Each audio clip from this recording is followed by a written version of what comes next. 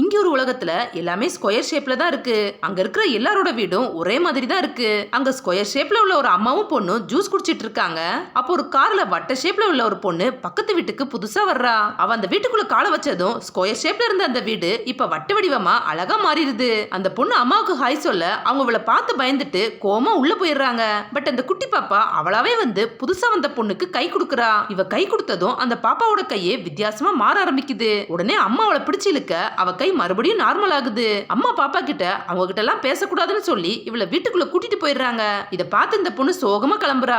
அடுத்த நாள் அந்த குட்டி பாப்பா ஸ்கொயர் ஷேப்ல இருக்க சைக்கிளை கஷ்டப்பட்டு ஓட்டிட்டு இருக்கா. இத பார்த்து அந்த பொண்ணு சைக்கிளோட டயரத்தோட அது வட்ட வடிவமா மாறிடுது. இதனால சைக்கிள் வேகமா போக அந்த குட்டி பாப்பா சந்தோஷப்படுறா.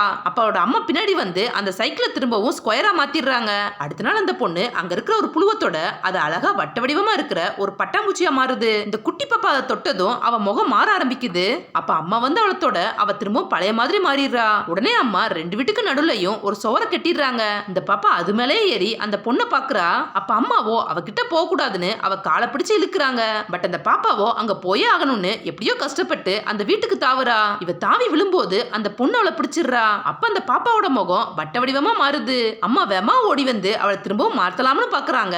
பட் அவ சந்தோஷமா இருக்கத பார்த்துட்டு அவங்க என்ன பண்றதுன்னு தெரியாம நிக்கிறாங்க. உடனே பாப்பா அம்மாவை கட்டி பிடிக்க இப்ப அம்மாவும் இவ்வளவு மாதிரியே மாறிடுறாங்க. இப்ப இவங்க 3 பேரும் மாறினதால இவங்களை சுத்தி உள்ள இடமும் மாறி அந்த ஊரே அழகா மாறுது.